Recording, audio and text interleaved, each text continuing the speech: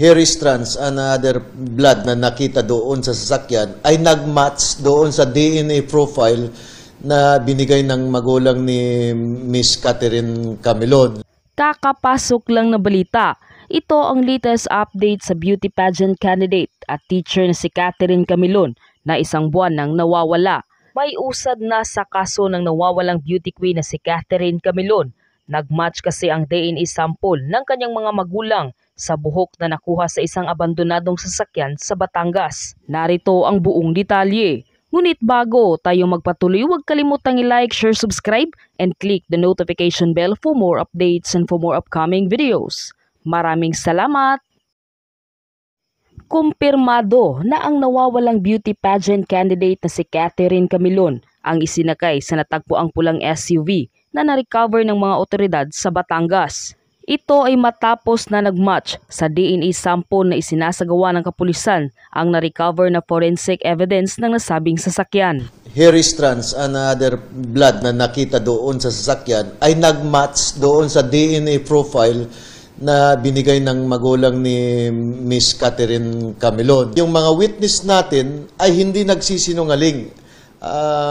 There is a corroborative evidence na talagang yung nakita nilang babae na binubuhat ng mga suspects natin ay certainly ay si Miss Camilon yun. Mas bumigat yung kaso na isinampa natin doon sa mga suspects dahil nga nagtutugma yung mga sinabi ng mga witnesses natin. Our PNP forensic groups chemists are trying to examine para makapag-lift ng fingerprints doon para i-match doon sa mga nasampahan natin mga suspects. Matatandaang nauna ng sinampahan ng reklamo ang police major na si Alan De Castro na umano'y boyfriend ni Camilon ng kidnapping at serious illegal detention na siyang itinuturo sa pagkawala ni Camilon. Samantala, patuloy pa ring pinaghahanap ang sasakyan ni Camilon na nakita ng mga saksi na pinanggalingan niya bago siya nakita habang inilipat sa pulang SUV. Sa ngayon, missing pa rin kung ituring ng CIDG si Catherine Camilon. Patuloy naman silang umaasa na mahahanap na buhay ang beauty pageant contestant. Ikaw, ano ang masasabi mo sa video ito? Mag-iwan ng komento sa baba. Hi, good morning. Kagigising ko lang at tinatanong niya kung dalaga pa daw ako. Halaan mo. Hindi, wala akong boyfriend.